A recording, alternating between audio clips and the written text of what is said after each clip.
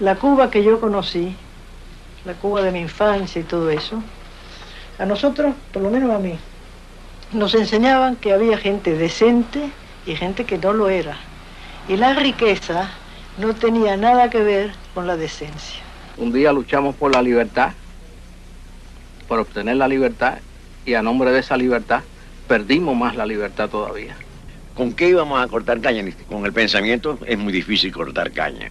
Estamos defendiendo los mismos valores que defendimos en aquellos tiempos en la sierra, y antes en la calle, y antes en la escuela. Yo creo que la historia es un libro que se titula Historia, y es un libro más.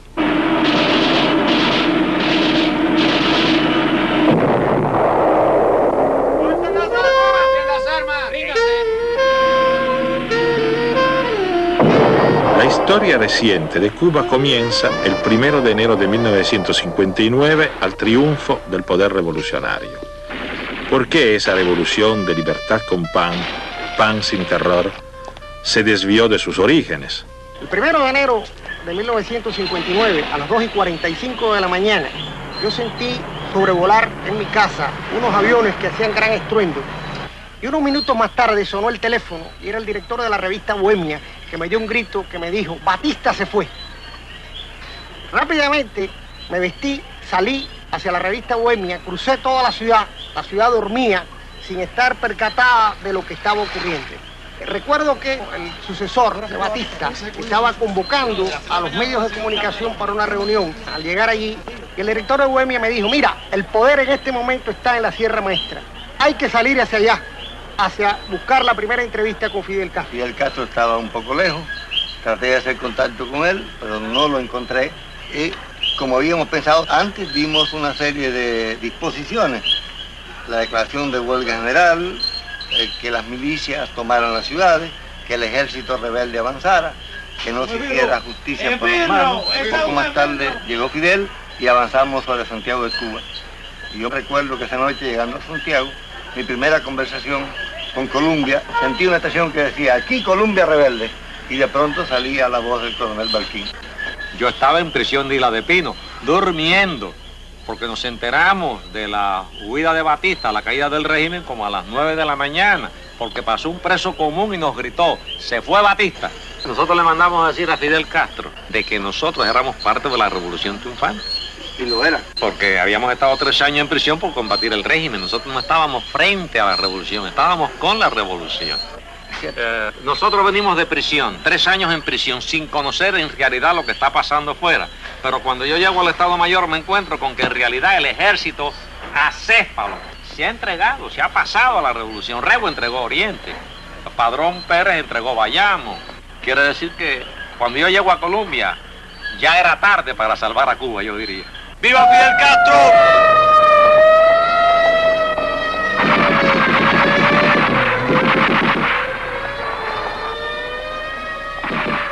Nuestra misión fue ir primero al Canal 2 y hablar por el Canal 2 a nombre del movimiento oficialmente, apelando a la razón de la ciudadanía, porque sabíamos que podía estar abocada a Cuba durante unos días al caos y la anarquía, y que eso costara hasta miles de vidas. De ahí pues nos trasladamos a CMQ, donde ya estaba Vicente Báez, y pusimos todas las plantas en cadena de radio y televisión. Y el comité central del 26 radicaba en la CMQ, y los periódicos, intervinieron todos los periódicos. Revolución salió en alerta con la primera edición el 1 de enero. A partir de esa fecha pues se controlaron todas las noticias, se dio la orden de huelga general, y a su vez las pocas milicias que había controlaron específicamente los lugares donde estábamos reunidos. Teníamos presiones tremendas, en primera para que se acabara la huelga general por la cantidad de conflictos que eso estaba creando en cuanto al abastecimiento de alimentos para la población. Y sin embargo veíamos que Fidel avanzaba lentamente desde Oriente hasta Occidente, porque estaba creando un ejército espectacular para que cuando llegara a La Habana pareciera que fuera aquella una toma de La Habana, con gente que se iba incorporando en cada lugar en que paraba. Llegué a La Habana a las 12 de la noche, porque no era posible, y había toda la algarabía del pueblo. Eso fue lo que yo recuerdo de ese día, ¿verdad? Cuando llegamos allí, pues yo diría que fue el momento de más emoción que yo he sentido en mi vida. Fidel Castro desde Oriente, a Batista combatió, y en la patria libertó con su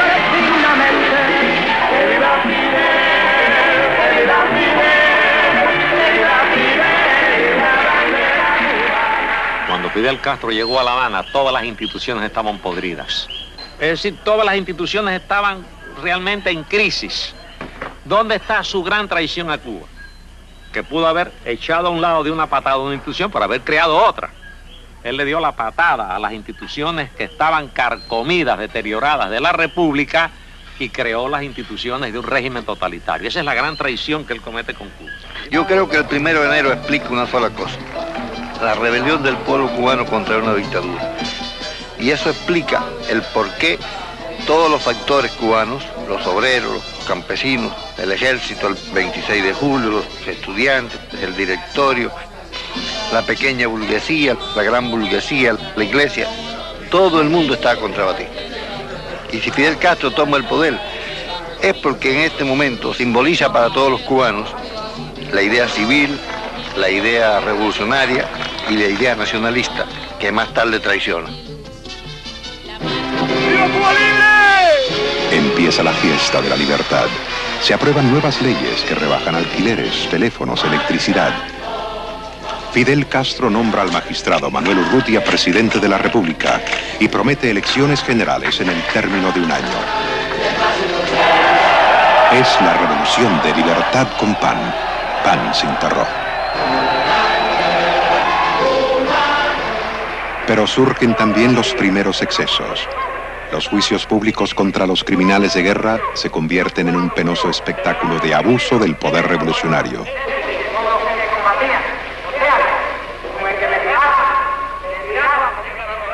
Aquel circo romano convirtió a un criminal en inocente y a los inocentes en culpables.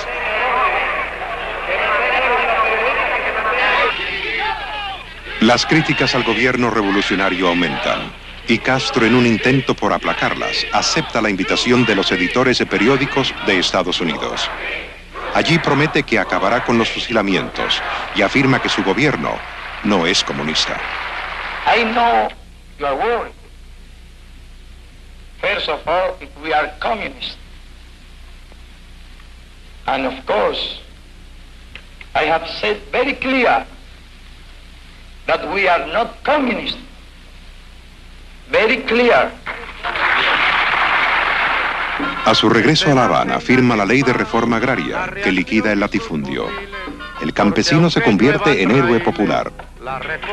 Y durante algún tiempo los acontecimientos positivos y negativos se mezclan arbitrariamente. Quiero que sepan que la revolución será una revolución democrática. Fidel Castro acusa al nuevo presidente Urrutia de traidor y lo destituye sin pruebas.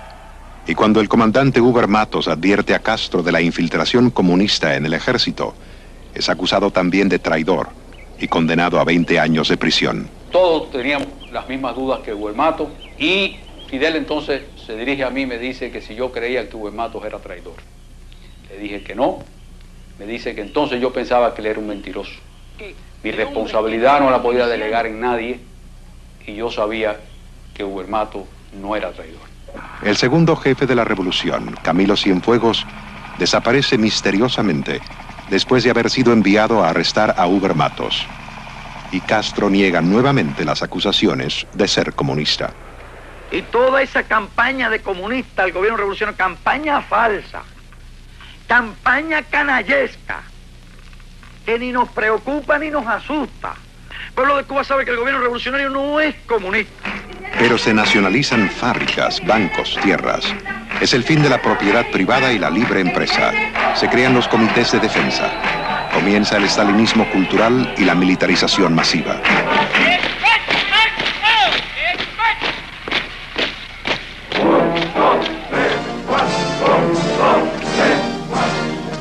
Mikoyan llega a La Habana y firma pactos comerciales, militares y políticos. Nikita Khrushchev afirma: no sé si Fidel es comunista, pero yo soy fidelista. Se van los barcos americanos y llegan los rusos. Y las tensiones entre Washington y La Habana se agudizan.